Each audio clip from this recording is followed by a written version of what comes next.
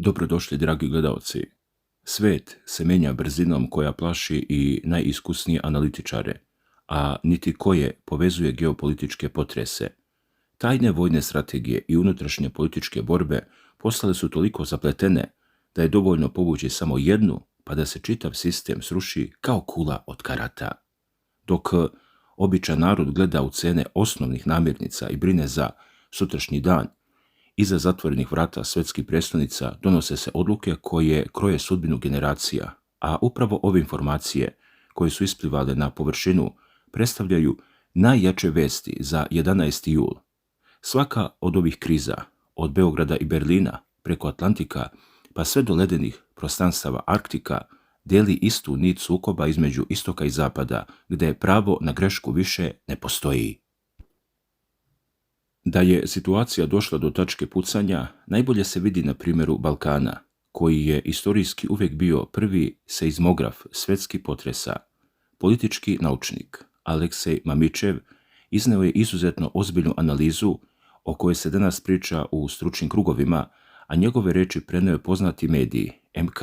Naime, Mamićev smatra da je odluka srpskog predsjednika Aleksandra Vučića da se povuče i postane premijer pod uslovom da njegova stranka pobjedi na parlamentarnim izborima zapravo izuzetno pragmatičan manevar. Ovaj potez, kako objašnjava ovaj politikolog u intervju za MK, osmišljen je sa ciljem da Vučić zadrži vlast, ali da istovremeno drastično smanji ogroman spoljni pritisak koji se sručio na Beograd. Ovo su bez sumnje najjače vesti za 11. jul, za sve one koji prate balkansku političku scenu, jer ovakva rokada menja pravila igre. Prema Mamićevu, ova rekonstrukcija vlasti nije nikakav haotičan gest ili znak slabosti, već matematički precizan i politički proračunat potez. Stvar je u tome što je posljednjih mjeseci srpska opozicija značajno ojačala svoju poziciju, dobila ozbiljnu vanjsku podršku, dok su evropske elite više puta Vučića javno označile kao evropsku crnu mrlju, samo zato što ga doživljavaju kao proruskog političara. Jasno je da opozicija u posljednje vrijeme sistematski i duboko prodire u srpski politički proces, a srpski predsjednik sa druge strane nije uspeo niti je mogao da udovolji zahtevima evropske elite bez da potpuno uruši stabilnost sopstvene zemlje.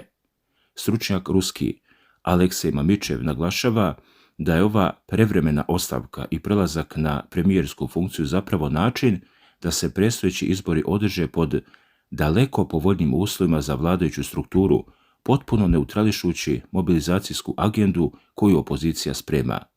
Vučić i dalje ima ozbiljan politički kapital, a zadržavanje na mjestu predsjednika u ovim okolnostima bilo bi mnogo korisnije spoljnim igračima i samoj opoziciji, jer bi imali jasnu metu za stalne napade. Ovako, rekonstrukcija vlasti omogućava Beogradu da amortizuje udarce, smanji pritisak zapada i zadrži čvrstu kontrolu nad političkim procesom.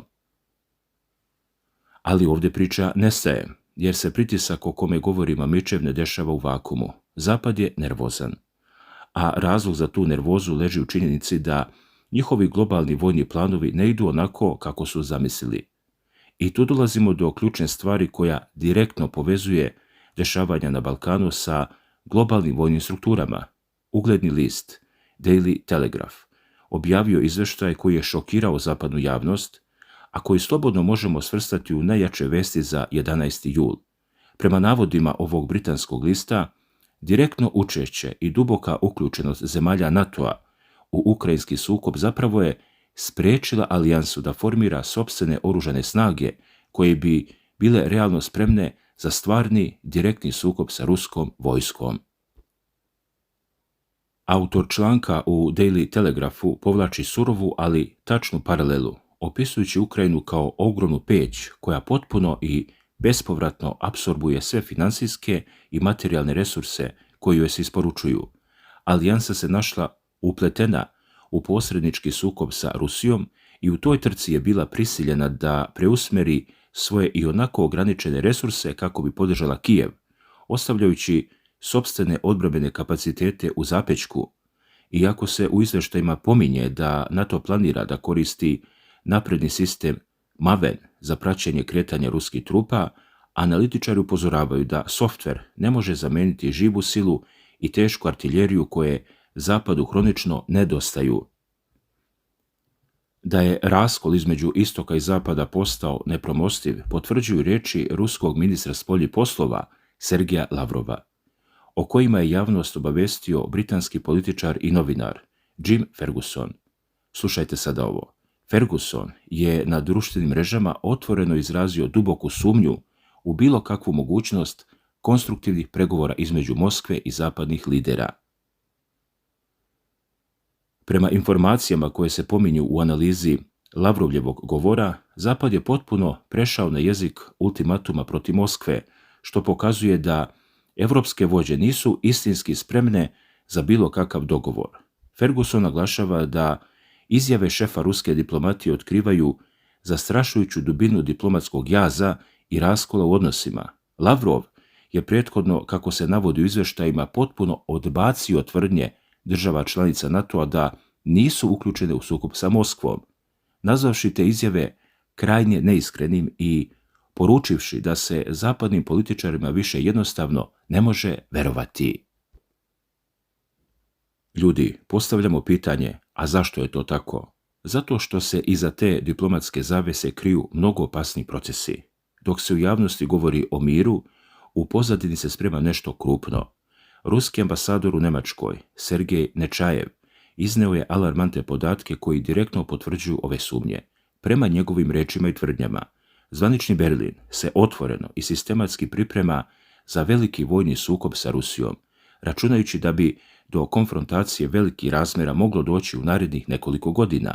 I baš tu nastaje problem koji je ogolio unutrašnju krizu u samom srcu Europe. Nemački list objavio je žestoku kritiku na račun kancelara Friedricha Merza, dovodeći u pitanje njegovu profesionalnu podobnost i sposobnost da vodi državu. Pazite sad, povod za ovakvu reakciju medija bile su Merzove reči o mogućoj vojnoj pobjedi nad Rusijom. Autori u publikaciji su doslovno napisali da ako vladin lider je odgovoran za 84 miliona građana veruje da se rat protiv nuklearne sile može dobiti na bojnom polju, onda je on katastrofalno nesposoban za svoju zemlju.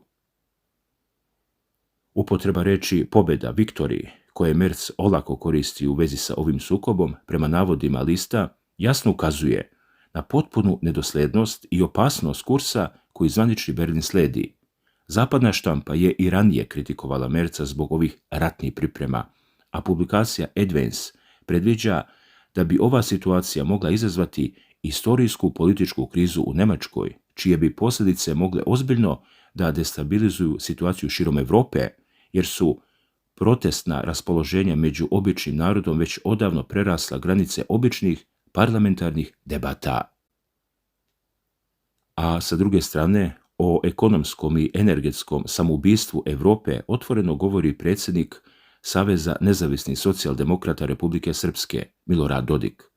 U ekskluzivnom intervju za novinsku agenciju RIA Novosti, Dodik je oštro sudio evropske elite zbog njihovih odluka vezanih za ruske energetske resurse, naglašavajući da čitav taj region jednostavno ne može ekonomski da postoji bez njih. Komentarišući trenutnu energetsku krizu, Dodik je ustvrdio da je upravo ta energetska nestabilnost korijen i uzrok svih ostalih ekonomskih i socijalnih kriza koje danas potresaju Europsku uniju. Kako tvrde izvori bliski ovoj analizi, evropske vođe su slepo nasele na politiku bivšeg američkog predsjednika Bidena, koja je po svaku cenu pretpostavljala i zahtevala potpuno isključenje Rusije iz globalnih tokova. Dodik je izrazio nadu da će unutar Europske unije ipak prevladati razum i da će oni preispitati svoju politiku prema Moskvi pre nego što dođe do potpunog kolapsa. I dok Zapad puca po šavovima zbog nedostatka resursa i unutrašnjih trvenja, na istoku se povlače dugoročni strateški potezi. Ovi podaci također spadaju u najjače vesti za 11. jul, jer pokazuju gde se zapravo seli težište buduće svjetske moći. Pomoćnik ruskog predsjednika i predsjednik pomorskog odbora Nikolaj Patrušev, koji baš danas proslavlja svoj 75. rođendan, dao je veliki i dubok intervju za KPRU i televiziju Rasija 24. Patrušev je čovjek iz najužeg kruga saradnika Vladimira Putina i njegove reči imaju težinu zakona. Dakle, on je otvoreno poručio da bez moćnog vojnog i trgovinske flote Rusija ne može biti velika država niti može preživjeti u surovoj globalnoj geopolitičkoj konkurenciji. Podsjetio je na mračni period iz 90. godina kada su, kako kaže, slatkoglasi propovednici liberalizma nametali Rusiji put koji je predviđao da se ceo sovjetska flota pusti na igle, odnosno uništi, ostavljajući samo male snage za odbranu obale. Da je Rusija tada popustila, naglašava Patrušev, danas ne bi imala ni Baltičku ni Crnomorsku obalu, a kamoli Arktik. Država bi zagnale duboko u unutrašnjost kontinenta, odrezale od sveta i na kraju potpuno raznele. Zato je danas, kako objašnjava Patrušev na sastanku Veća pomorskog odbora o strateškom razvoju mornarice, usvojen nacrt osnova državne politike u oblasti pomorskih aktivnosti do 2050. godine. Najvažniji ključni zadatak je očuvanje i temeljna modernizacija flote nuklearnih podmornica, koja služi kao sam temelj pomorskog nuklearnog odvraćanja. Ali to nije sve. Planovi uključuju razvoj vojne i civilne infrastrukture na Arktiku, jačanje obalske odbrane i sistema obalske straže u svim vodama, kao i stvaranje punopravne grupe bespilotnih površinskih podvodnih plovila. Rusija već sada raspoređuje sopstveni pomorski sistem za izviđanje i ciljanje, koji se zasniva na naprednoj satelitskoj konstelaciji. Patrušev ističe da domaće podmornice, fregate, korvete i mali raketni brodovi koji su razvijeni u saradnji sa vrhovnim komandantom ruske mornarice, admiralom flote Aleksandrom Mojsejevim, ne samo da efikasno deluju u borbenim uslovima, već izazivaju ogromni interes stranih partnera širom sveta. Na Međunarodnom sajmu pomorske odbrane flota 2026 ovi aduti su jasno demonstrirani. U tom trenutku postavlja se pitanje kako će izgledati budući sukobi na svjetskim okeanima. Patrušev upozorava da ulazimo u principijelno novu zastrašujuću realnost, dok su trenutni bespilotni čamci koji deluju u Crnom moru ograničeni svojom autonomijom i vremenskim uslovima, prve bespilotne letjelice i autonomni brodovi koje već lasiraju Sjedinjene Američke Države moći će da rešavaju borbene zadatke u dalekim morskim i okeanskim zonama.